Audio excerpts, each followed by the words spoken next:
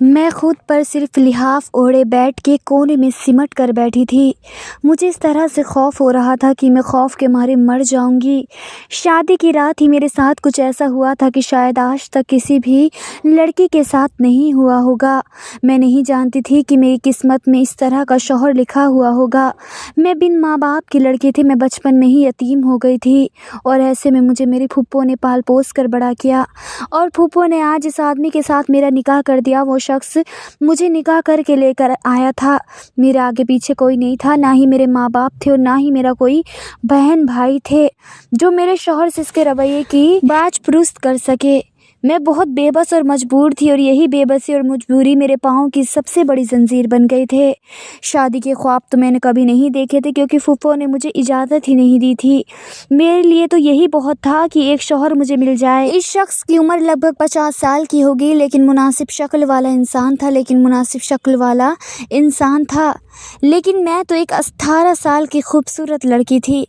अभी अभी जवानी की दहलीज पर पहुंची थी। मेरे शादी का जोड़ा भी मेरे होने वाले शौहर ने फुप्पो को दे दिया था। मैंने वे पहन लिया और मेरी फुप्पो ने मुझे अच्छे से दुल्हन की तरह तैयार भी कर दिया था।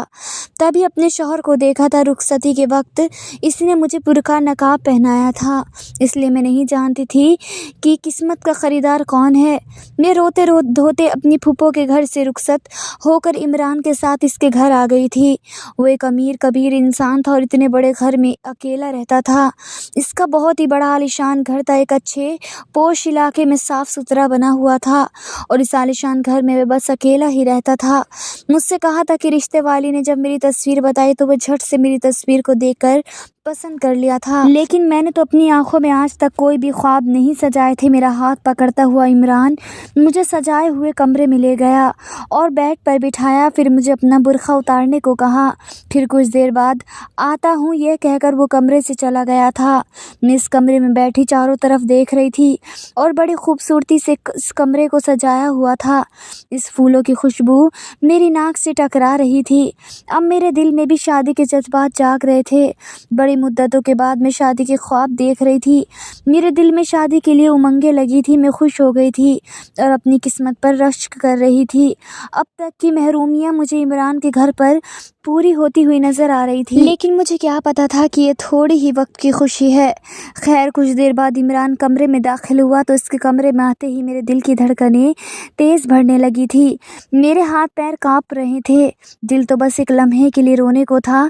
इसको देखते ही एक लम्हे के लिए मेरा दिल रुक सा गया था। अपनी आंखों के सामने इतना भरा वजूद देखकर मेरे दिल तो जैसे डर कर रह गया था। मुझे तो अपनी फूफो पर बहुत गुस्सा आ रहा था क्योंकि मेरी फूफो ने मेरे साथ बड़ी ज़्यादती कर दी थी, क्योंकि मुझे इतनी उम्र वाले शख्स के साथ शादी कर दी थी और ये देखने में भी खूबसूरत नहीं था। मेरी जैसी खूबसूरत लड़की को तो इस तरह का बदसूरत शौहर मिला था। लेकिन ये तो मेरी किस्मत थी और मैं अपनी किस्मत से लड़ नहीं सकती थी क्योंकि मेरी कोई भी औकात नहीं थी कि मैं अपनी किस्मत से लड़ सकती। ना ही मेरे माँ बाप थे और ना ही कोई मेरा भाई बहन था जो मेरे रिश्ते के दरियाफ़ात करते। मुझे तस्वीर दिखाकर मेरी रजामंदी पूछनी बस मेरी फुप्पो को ही जल्दी थी। मुझे किसी भी ऐरे गहरे से ब्याने की, क्योंकि वह मुझे अपने ऊपर बोझ समझती थी, इसलिए वह मुझे जल्द से जल्द ब्याह देना चाहती थी। खैर, अब इन सब का क्या फ़ायदा। मेरी शादी तो 50 साल के मर्द से हो गई थी और अब मुझे किसी भी हाल में इस रिश्ते को कबूल करना ही था। मैंने अपने दिल को मजबूत बना लिया और ये सोचा कि वक्त के साथ इमरान से मोहब्बत हो ही जाएगी। लेकिन मैं ये सब नहीं जानती थी कि मुझे शौहर की सूरत में एक दरिंदा मिला हुआ था। खैर, आज हमारी शादी की पहली रात थी। इमरान मेरे सामने चेयर पर बैठ गए और मेरे सामने ही टांग पर टांग डाली सिगरेट पीने लगे। मैंने तो दुल्हन के लिबास में सिमट कर बैठी हुई थी और ये मेरे सामने चेयर पर बैठकर अजीब नज़रों से मुझे देख रहे थे। इनकी बेबाक नज़रें मेरे पूरे वजूद पर सफ़र कर रही थी, जिसका यूं घूमना मुझे इस वक्त बेहद नर्वस कर रहा था क्योंकि मुझे इसके इस तरह से घूरना अच्छा नहीं लग रहा था। इसकी नज़रों से मुझे वह सुकून नहीं मिल रहा था जो हर बीवी को शादी की रात मिलता है। फिर कुछ वक्त बाद इसने सिगरेट का धुआं ऊपर छोड़ते हुए मुझसे कहने लगा, तुम्हें आज शादी की रात का पता है? इसके सवाल ने मुझे ठंडा करके रख दिया था। इसने पहले ही मुझे सुहागरात के बारे में पूछा था।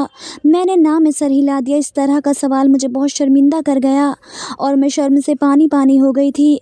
फिर इसने कहा, अपना दुपट्टा उतारो। ये सुनकर तो मैंने इसे अजीब नज़रों से देखने लगी। मैंने हैरान भरी नज़रों से इसकी तरफ देखा था। मैंने तो सोचा कि ये प्यार से मेरे पास बैठेगा और मुझे एतबार हाथ में लेने की कोशिश करेगा, लेकिन इसने तो मुझे सीधा सीधा बोल दिया कि मैं खुद ही अपना दुपट्टा उतारूं। इसके चेहरे पर ऐसे तासरात देखकर मैं मज़ीद घबरा गई थी। मुझे समझ ही नहीं आ रहा था कि मैं क्या करूं और क्या ना करूं। अब मैं सोच रही थी कि भला ये क्या तरीका है अपनी बीवी के साथ बात करने का। इसने सख्त लहजे में कहा कि तुम्हें सुनाई नहीं देता, जल्दी अपना दुपट्टा उतारो। ये इतना सख्त लहजे में कहने लगा कि मैं तो घबरा कर अपने दुपट्टे से पीने उतारने लगी। मेरे हाथ खौफ की वजह से लरज रहे थे। इमरान तो मेरे सामने बैठकर सिगरेट पे सिगरेट पी रहा था और मेरी तरफ टुकटुकी बांधे देखे जा रहा था। मैं तो उसकी अजीब सी फरमाइश पर नर्वस थी। मैंने तो घबराते हुए दिल के साथ अपना वो दुपट्टा उतार कर बेड पर रख दिया। अब तो उसकी नज़रों से मुझे उलझन हो रही थी। दुपट्टा उतार कर तो मुझे शर्म सी महसूस हो रही थी। वो फिर से कहने लगा, अब एक एक करके अपने ज़ेवरात भी उतारो। इसकी ये बात सुनकर मैं भी परेशानी में मुब्तला हो गई। मैं अब अगर इसे मना करती तो ये फिर से गुस्सा हो जाता, इसलिए मैंने इसकी बात मानकर आहिस्ता आहिस्ता इसे अपने तमाम ज़ेवरात उतार कर रख दिए।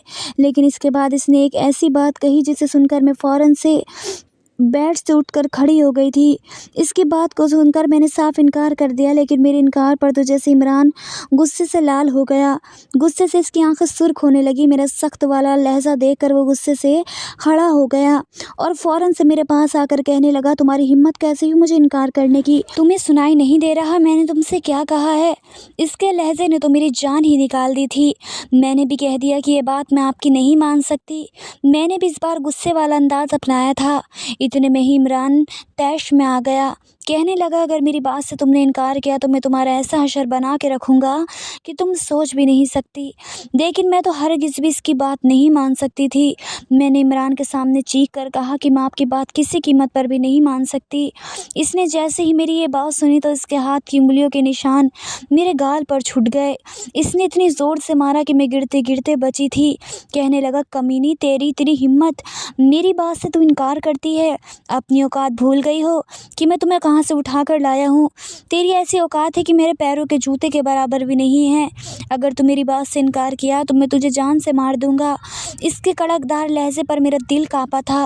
मैं रोने लगी। मुझे बिल्कुल भी अपने शौहर से इस तरह के सख्त रवैये की उम्मीद नहीं थी। मैं घबरा कर इससे पीछे हो गई थी। इसने मेरे बालों को दबोचा और मेरे बालों को पकड़ कर अपने करीब कर लिया और गुस्से से कहने लगा, चलो अब खामोशी से वह करो जो मैं तुमसे कहता हूँ। मैंने इसके आगे हाथ जोड़ते हुए कहने लगी, मुझ पर रहम करे, जो आप कह रहे हैं मैं ऐसा बिल्कुल भी नहीं कर सकती। प्लीज़ मुझसे ऐसी गंदी हरकतें ना करवाओ। मैं ये सब नहीं कर सकती। मैं आपकी बीवी हूँ और आपकी बीवी होने से पहले मैं एक औरत हूँ। औरत तो हया का पीकर होती है और इसे पर्दे में ही रहने दो तो बेहतर है। मेरी इस तरह की बातें सुनकर वो ज़ोर ज़ोर से हंसने लगा। कहने लगा, औरत हया का पीकर? मेरे सामने ज़्यादा ड्रामेबाजी मत करो। मैं अच्छी तरह से जानता हूँ तुम अपने घर रहकर क्या क्या रंगरियाँ मनाती रही हो। जब तुम वहाँ रहकर मर्दों का दिल बहला सकती हो तो फिर मैं तो तुम पर ज़्यादा हक रखता हूँ। आखिर मैंने तो तुम्हारी फूफो के घर से उठाकर अपने आलीशान घर में लेकर आया हूँ। अगर तुम इसी आलीशान के घर के लुफ्त उठाना चाहती हो तो अब मेरा रवैया तुम्हारे साथ अच्छा रहे तो तुम्हें किसी भी हाल में मेरी बात माननी होगी। जो तुम्हें कहूँगा वही तुमको करना होगा। मैं तो इस हैरत से देख रही थी ये कैसी दलदल में मुझे फुप्पो ने धकेल दिया था। मैं फुप्पो के घर वैसी लड़की बनकर नहीं रही थी जैसा वे मुझे समझ रहा था। मेरी तरबियत तो फुप्पो ने ही की थी। मेरे माँ बाप जाने के बाद तो फुप्पो ने मुझे पाला था। मेरी इज़्ज़त की हिफाजत भी की थी। मैंने इमरान से कहा कि आपको गलत फहमी हुई है, इमरान ऐसा कुछ नहीं है जैसा आप समझ रहे हैं। इससे पहले मेरी ज़ुबान से कुछ और निकलता इसने अपने हाथ की गिरफ्त और भी मजबूत की थी। मेरे बालों को ज़ोर से खींचा। कहने लगा, बको मत। मैं तुम्हें यहाँ तुम्हारी बकवास सुनने के लिए नहीं लाया और मुझे समझाने की कोशिश मत करो। उतारो जल्दी से अपने कपड़े। यह कहकर इसने मुझे बेड की तरफ ज़ोर से धक्का दिया था। मैं तो गिरते गिरते बची थी। मैंने तो सुना था कि जब लड़का और लड़की का निकाह हो जाता है तो मियाँ और बीवी बनकर एक दूसरे का लिबास बन जाते हैं। अल्लाह ताला ने ये रिश्ता बहुत ही पाकीज़ा बनाया है और शया हया को हुक्म दिया है। मियाँ बीवी को एक दूसरे का लिबास इसलिए कहा क्योंकि लिबास इंसान को ढकता है। मगर ये मेरा कैसा शौहर था जो मुझे रोशनी में ही हर पर्दे से आज़ाद करना चाहता था। मैं भागती हुई फ़ौरन इस कमरे से बाहर निकल गई। मैं तो इस घर में महफूज पनाह चाहती थी जो मुझे इस घर में नहीं मिल रही थी। ये शख्स तो फ़ौरन मेरे पीछे टपका और मुझे बाजुओं से पकड़ लिया और मुझे बुरी तरह से घसीटता हुआ कमरे में लाया। मैं चीख रही थी, चिल्ला रही थी, कहने लगी, मुझे छोड़ दो, मैं अब तुम्हारे साथ एक पल भी ज़िंदगी नहीं गुजार सकती। मुझे तलाक दे दो, मैं वापस अपने फूफो के घर जाना चाहती हूँ। मुझे वापस फूफो के घर छोड़ दो, मैं तुम्हारे जैसे ज़ालिम शौहर के साथ नहीं रह सकती, मुझे यहाँ से जाने दो। मेरा ये कहना था कि इसने मुझे मारना शुरू कर दिया। इसने मेरे चेहरे पर थप्पड़ों की बौछार कर दी। इसने मेरे दोनों रुखसार पर थप्पड़ मार मार कर सुर्ख कर दिया था। फिर इसने मुझे ज़ोर से बेड पर धकेल दिया और अपनी जेब से सिगरेट निकाला, जलाया और जलते हुए सिगरेट से मेरा लहंगा जलाना शुरू कर दिया। ये कहते हुए मेरे लहंगे को जलाना शुरू कर दिया। अब देखता हूँ तुम कैसे मेरी बात से इनकार करती हो। ये देखकर मैं हवस बाख्ता हो गई थी। मेरा लहंगा तो अब जलने लगा था। इससे पहले कि वो मेरे जिस्म को भी ना जला देता, मैंने जल्दी से अपना लहंगा उतार दिया और एक एक करके मैं हर पर्दे से आज़ाद हो गई और ख़ुद पर लिहाफ ओढ़ लिया। मेरी तो आंखों से आंसू रुकने का नाम ही नहीं ले रहे थे। मुझे यूं बेबस देखकर वो हंसता हुआ कमरे से बाहर निकल गया।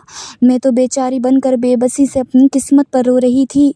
मैं ऐसे ही रो रही थी कि इमरान फिर से कमरे में दाखिल हो गया और मुझे इस हालत करके ख़ुद वो मेरे सामने बैठ गया। कहने लगा, तुम यूं ही आज रात मेरे सामने बिना लिबास बेड पर बैठी रहोगी और मैं यूं ही तुम्हारे वजूद से लुफ्त उठाता रहूँगा। इसकी बात सुनकर मैं बेतहाशा रोने लगी। इसे कुछ कहने के लिए मेरे पास कुछ नहीं था। आगे से मैं कुछ कहती तो शायद गुस्से में आकर बरहाना हालत में ही मुझे बाहर को धकेल देता था। मैंने इसे कुछ भी ना कहा, बस अपनी किस्मत का रोना रोए जा रही थी। इमरान तो इतना कहकर कमरे से चला गया था और सुबह तक मैं यूं ही रोती रही। जब वह सुबह कमरे में आया तो उसके हाथ में एक शॉपर था। इसने लाकर मेरे मुंह पर मार दिया और कहने लगा, इस शॉपर में मेरी पसंद की एक ड्रेस है, जल्दी से वह पहनकर बाहर आओ और मुझे नाश्ता बना कर दो। इसने हकारत भरे अंदाज में कहकर बाहर चला गया। मैं खामोशी से उसको उठाकर देखने लगी तो इसमें ब्लू कलर की बिल्कुल एक छोटी सी ड्रेस थी। इस ड्रेस को देखकर मेरी आंखों में आंसू फिर से निकलने लगे। आखिर मेरा शौहर मुझसे ये किस तरह से काम करवा रहा था। मैं कैसे इतनी छोटी और जालीदार वाला ड्रेस पहनकर बाहर जा सकती हूँ। इसने मुझे ऐसा ड्रेस ला के दिया था जिससे मेरा सारा वजूद नज़र आता। अगर मैं इस ड्रेस को पहनने से इनकार कर देती तो वह शायद गुस्से में मेरे साथ कुछ भी कर सकता था। इसे पहनकर बाहर चली गई और रोते हुए किचन की तरफ चली गई। किचन में आई तो पूरा किचन गंदा हुआ था और सिंक में गंदे बर्तन पड़े हुए थे। चूल्हे पर चाय वाली एक केतली थी जो कि बुरी तरह से जल जलकर काली हो चुकी थी। मेरा पूरा किचन साफ़ किया और नाश्ता बनाने लगी। फ्रिज में हर चीज़ मौजूद थी लेकिन पूरा फ्रिज गंदा था। मैंने नाश्ता बनाकर सामने टेबल पर रखा लेकिन खुद इसके साथ बैठकर नाश्ता नहीं किया। किचन में ही खड़े खड़े मैंने नाश्ता किया और फिर सफाई करने लगी। इस दौरान मैं ये भी देख चुकी थी कि किसी कैबिन में कौन सा सामान पड़ा है। इमरान नाश्ता करके किचन में आ गया। इसे अपने पास पाकर मुझे बस एक ही एहसास होता था और वो था खौफ। मेरे पास आकर कहने लगा कि जो हरकत तुमने रात को की है, अगर तुमने आज भी वही दोहराई तो पूरा कमरा जला के राख कर दूंगा और तुम्हें भी जला दूंगा। ये सुनकर मैं अगला सांस लेना भूल गई थी। ये कहकर वे कमरे से बाहर निकल गया। जब मैं खाना बनाकर किचन से बाहर आई तो वे घर में नहीं था। मैंने सुकून का सांस लिया था लेकिन रात के बारे में सोचकर मेरा दिल खौफज़दा सा होने लगा।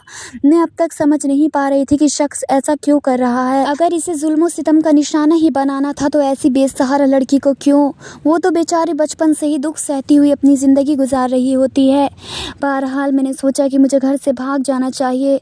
न जाने ये शख्स रात को मेरे साथ क्या हैवानियत का मुज़ाहरा करेगा। लेकिन मैं अपने कमरे में गई, छोटे से बैग में अपने चंद जोड़े डाले जो सुबह को लेकर आया था और बाहर जाने लगी। जैसे ही मैंने मेन गेट खोलना चाहा तो मेरे होश उड़ गए क्योंकि गेट को बाहर ताला लगा हुआ था और पूरा घर बंद था। घर में कुछ ऐसा भी नहीं था कि मैं कूद कर बाहर जा सकती। दीवारों के ऊपर भी इसने बड़े बड़े जंगले लगा रखे थे कि जिनको कूदना मुझ जैसी लड़की के बस की बात न थी। मैंने तमाम कमरों की खिड़कियां खोल के रख दी लेकिन सब पर लोहे का चुंगल लगा हुआ था। मुझे लगा जैसे मैं कैदी हूँ। मुझे अपनी किस्मत पर फिर से रोना आने लगा। रोते ही रोते मैंने रात का खाना बनाया था और जब इमरान घर के अंदर दाखिल हुआ मैं खौफ के मारे अपने कमरे में जाकर दरवाज़ा लॉक करके बैठ गई। मैं इसके आने से से पहले ही खाना खा चुकी थी। मैं इसका सामना ही नहीं करना चाहती थी। मुझे इससे डर और खौफ महसूस हो रहा था। 5 मिनट ही मुझे हुए थे कि मेरे कमरे का दरवाज़ा इसने ज़ोर से खटका कि मेरा दिल ज़ोर-ज़ोर से धड़कने लगा। बड़े गुस्सीले अंदाज़ में कहने लगा, दरवाज़ा खोलो वरना दरवाज़ा तोड़ दूँगा और तुम्हारा वो हशर करूँगा कि याद करोगी किसके साथ तुम कमरे में बैठी हो, कौन है कमरे में तुम्हारे साथ। ये सुनकर तो मेरे होश उड़ गए थे। जिस तरह की हिफाजत ये अक़दाम इसने कर रखे थे, कौन यहाँ आ सकता था। मैंने फ़ौरन से दरवाज़ा खोल दिया। इसने मुझे बड़ी बुरी तरीके से पीछे धक्का दिया और कमरे की तलाशी लेने लगा। कभी बेड के नीचे, कभी पर्दों के पीछे, यहाँ तक कि अलमारी खोल के भी देखने लगा। मैंने कहा, आप कैसी हरकतें कर रहे हैं, यहाँ कोई नहीं है। वो कहने लगा कि तो फिर दरवाज़ा क्यों बंद करके लॉक कर रखा था। तुम मुझसे झूठ बोल रही हो। ये कहते हुए वॉशरूम में चला गया। शायद वो देख रहा था कि मैंने किसी को वहाँ तो नहीं छुपा के रखा। मैं समझ गई थी कि शायद शक्की मिजाज किस्म का शख्स है। पूरा कमरा देखने के बाद कहने लगा, अगर मैंने यहाँ किसी अजनबी को देखा तो तुम्हारे टुकड़े कर दूंगा। यह कहकर वो कमरे से बाहर चला गया। रात को इस शख्स की फिर से वही एक बात थी जो मुझे मेरी ही नज़रों में गिराने के लिए काफ़ी थी। लेकिन इस बार मैंने इख्तलाफ नहीं किया क्योंकि मुझ में मार खाने की हिम्मत ना थी। मुझे हैरत इस बात की हुई कि वो शख्स कमरे से बाहर निकल कर चला गया था। इसने अब तक मुझे छुआ तक ना था। अब तो यह हर रोज़ होने लगा था। वो तो मुझे सिर्फ अपनी आंखों से मेरे सारे वजूद का जायज़ा लेता और वो शख्स मुझे बेहिसाब करके बाहर निकल जाता।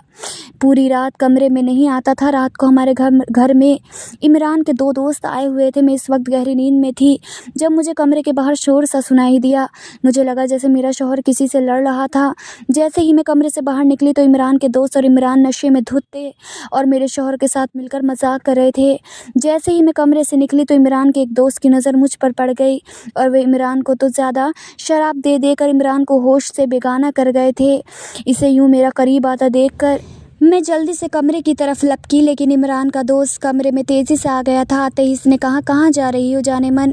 इमरान ने इतने दिनों से हमसे इतनी खूबसूरत लड़की को छुपा के रखा था और तुम तो इस छोटी सी ड्रेस में बिल्कुल क़यामत लग रही हो। अब तुम मुझे सुकून पहुँचाओगी, इमरान के धोखे की सज़ा तुम भुगतोगी। ये सुनकर तो मेरे होश उड़ गए थे। ये क्या बेहुदा बातें कर रहे हो, निकल जाओ मेरे कमरे से। मैं कोई ऐसी वैसी लड़की नहीं हूँ। इमरान ने मुझसे निकाह किया है और मैं इसकी बीवी हूँ। मेरा ये कहना था कि इसने ज़ोरों से हंसना शुरू कर दिया। कहने लगा, मुझे तो ऐसी ड्रेस में लग रहा था कि तुम किस तरह की लड़की हो। चलो शाबाश, अब से ज़्यादा नखरे ना दिखाओ मेरे सामने और आकर मुझे सुकून पहुंचाओ। ना जाने इमरान ने तुमको कितने दिनों से छुपा के रखा है। मैं इसके आगे हाथ जोड़ने लगी, विनती करने लगी, मगर इसने मुझ पर रत्ती बराबर भी रहम ना किया। फिर इसका साथी भी कमरे में आ गया, लेकिन इमरान तो नशे में धुत था। वो कैसे आज मेरी इज्जत बचा पाता। ये दोनों अपनी ज़बान होठों पर फेरते हुए मेरे करीब आने लगे।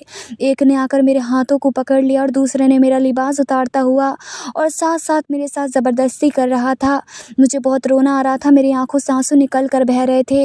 मैं चीख रही थी, लेकिन मेरी चीखें इमरान के कानों तक नहीं जा रही थी। फिर ये दोनों लफंगे मिलकर मुझे बेड पर फेंका और मेरे साथ ज़बरदस्ती कर रहे थे। चीख चीख कर मेरा गला खुश्क हो चुका था। ये दोनों अपने बस में नहीं आ रहे थे। फिर मैं इतनी ज़ोर से अल्लाह को पुकारा तो कमरे का दरवाज़ा धड़ाम से खुला। सामने देखा तो दरवाजे पर इमरान खड़ा हुआ था और इसके हाथ में पिस्तौल थी। इसने फ़ौरन आकर इन दोनों के सरों पर पिस्तौल रखी। ये दोनों भाग गए और इमरान बेड की चादर खींचकर मेरे वजूद पर डाल दिया। मैं हैरानी से इसे देख रही थी। कल तक जो मुझसे बरहाना हालत में ही रखता था, वो आज मुझ पर चादर उड़ा रहा था और खामोशी से कमरे से निकल गया। मैं इमरान के इस बदलते हुए रवैये को समझ ही नहीं पा रही थी। एक पल में ये बिगड़ा हुआ इंसान इतनी जल्दी कैसे बदल सकता है। शौहर ने मेरे साथ कभी भी अच्छा रवैया नहीं रखा था। जितना जलील मुझे कर सकता था करता था। वजह तो मैं नहीं जानती थी, लेकिन जो कुछ मेरे साथ हो रहा था वह ज़्यादती थी। इसके बावजूद मैंने इसके साथ अच्छा ही रवैया रखा था। इसकी पसंद का खाना बनाती थी, पूरा दिन इसका काम करती थी। कभी ऐसा नहीं होता था कि इसे किसी चीज़ की ज़रूरत हो और मैंने वे पूरी ना की हो। मैं जानती थी कि मेरा शौहर शक्की मिजाज है, इसलिए मैं तैयार बिल्कुल नहीं होती थी, बिल्कुल सादा रहने लगी थी। अब तो मेरे शौहर का रवैया भी कुछ बदलने लगा था। इस हादसे के बाद वो बहुत खामोश सा रहने लगा था, मेरे कमरे में बिल्कुल नहीं आता था। एक बार मैं किचन में बर्तन धो रही थी, हर किचन की सफाई कर रही थी। अक्सर मैं रात को ही पूरा किचन साफ करके सोती थी और इसी वक्त मेरा शौहर चाय का भी कह देता था। इमरान आजकल बहुत चुपचाप सा था। मैं सिंक में रखे गर्दे बर्तन धो रही थी कि जब वो किचन में आया। मैं समझ गई कि इसने चाय पीनी है, इसलिए मैंने फ़ौरन से चूल्हे पर चाय की केतली चढ़ा दी, क्योंकि मैं इसका हर काम इसके कहे बिना ही कर देती थी। ये देखकर इसने कहने लगा कि ऐसा करो, जाकर आराम करो, मैं अपने लिए चाय खुद बना लूँगा। मैंने कहा नहीं, मैं बना देती हूँ, वैसे भी अभी मुझे किचन में साफ़ करना है। ये कहना था कि वे मेरे सामने आकर खड़ा हो गया। कहने लगा कि किचन सुबह भी साफ़ हो सकता है, ज़रूरी नहीं कि तुम सारा काम करके ही सोओगी। ऐसा पहली बार हुआ था कि इसने ऐसे जुमले मेरे साथ बोले थे, वरना शुरू में तो वह मुझ पर बहुत सख्ती करता था। कहता था पूरा घर चमकाने के बाद तुम्हें सोने की इजाज़त है, इसलिए मुझे आदत सी हो गई थी। मैंने कहा कि नहीं, कोई बात नहीं, मैं आपको चाय बनाकर दे देती हूँ, लेकिन इसने इनकार कर दिया। कहने लगा जाओ जाके आराम करो, मुझे तुम वैसे भी थकी सी लग रही हो। ये सुनकर मैं हैरत से देखने लगी। ये बात सच के चंद दिन से वाकई थकी सी थी। घर के काम मुकम्मल करके मेरे चेहरे पर अब थकान के आसार मेरे चेहरे पर ज़ाहिर होने लगे थे। और दूसरी बात ये कि मुझे अपने शौहर की संगत की ख्वाहिश भी होने लगी थी। वो जैसा भी था, मुझे ज़िंदगी तो इसी के साथ गुजारनी थी। मैं अपने कमरे में आ गई, कुछ ही देर ऐसे ही लेटी रही। फिर ख्याल आया कि क्यों न अपने शौहर से बात करती हूँ कि आखिर वो मुझे किस बात की सज़ा दे रहा है, मेरे पास क्यों नहीं आता। ये सोचकर मैं उठकर बैठ गई। सोचा कि बात कर लेने में कोई हर्ज नहीं है, वो मेरा शौहर है, इससे नहीं कहूँगी तो फिर किससे कहूँगी। मैं कमरे से बाहर निकली और अपने शौहर के कमरे में चली गई, लेकिन सामने जो मंजर मैंने देखा, मेरे होश उड़ गए। वो जानमाज़ बिछाए रो रहा था। ना जाने से किस बात का गम था, वो क्यों रो रहा था, मैं समझ नहीं पाई। लेकिन जैसे ही इसने मुझे देखा तो फ़ौरन से उठकर बैठ गया, अपनी आंखों से आंसू साफ किए और जानमाज़ तय करके रखने लगा। फिर कहने लगा तुम यहाँ क्यों आई हो। मैंने कहा कि आप क्यों रो रहे थे। वो कहने लगा ये मेरे अल्लाह के मामले हैं। मुझे हैरत हुई कि वह नमाज़ भी पढ़ता है, अल्लाह को भी याद करता है। जो कुछ इसने मेरे साथ किया था वो तो बिल्कुल ही गैर इंसान सलूक था। मैं तो समझी थी इसका अल्लाह से कोई वास्ता नहीं होगा, वरना तो वो इतना संगदिल ना होता। मुझे वहीं खड़ा देख कर कहने लगा तुम जाओ यहाँ से। लेकिन मैं इसके पास आ गई और इसके साथ लग गई। मैंने कहा कि आप क्यों मुझसे दूर रहते हैं। मेरी बात सुनकर इसने फ़ौरन से मुझे खुद से अलग किया था। कहने लगा कि जाओ यहाँ से। मुझे लगा जैसे वह मुझसे कुछ छुपा रहा है। मैंने कहा कि मैं आपकी बीवी हूँ, आप क्यों मुझसे बात शेयर नहीं करते। मैं मियाँ बीवी तो वैसे एक दूसरे के साथ ही होते हैं। अल्लाह ताला ने दुनिया में सबसे पहला रिश्ता मियाँ बीवी का बनाया है, ताकि औरत और मर्द को एक दूसरे की कमी महसूस ना हो, वो आपस में बात करे और खुशगवार ज़िंदगी गुजारे। मेरी बात सुनकर वो कहने लगा औरत बेएतबार होती है, मैंने बहुत बड़े धोखे खाए हैं, इसलिए मुझे किसी भी औरत पर भरोसा नहीं। वह कहने लगा कि मेरे बचपन में ही मेरे माँ बाप मर चुके थे और ऐसे में मैं घर में तन्हा ज़िंदगी गुजार रहा था और बिगड़ते हुए दोस्तों से मेरी दोस्ती हो गई और इनके साथ रहकर शायद लड़कियों की इज्जत करना भूल गया। जो तुम्हारे साथ किया वो बहुत ही गलत था। अब इसका पछतावा मेरे दिल में है, इसलिए मैं इस गलती को सुधारना चाहता हूँ और तुम्हारे साथ एक नई ज़िंदगी का आगाज़ करना चाहता हूँ। यह कहकर इमरान ने मेरे गाल पर चूमा और फिर आज रात को मुझे तैयार रहने के लिए कहा। मैं भी आज पूरे दिल से तैयार होती थी और अपने शौहर इमरान को अपना दीवाना बनाना चाहती थी। जैसे ही रात हुई तो इमरान कमरे में दाखिल हुए। मैं बेड पर तैयार होकर बैठी हुई थी। तैयार होकर मैं बहुत खूबसूरत लग रही थी। फिर इमरान मेरे करीब आकर बैठ गए और मेरी खूबसूरती की तारीफ़ करने लगे। फिर धीरे धीरे नई ज़िंदगी का आगाज़ शुरू करा। आज मैं बहुत खुश हूँ।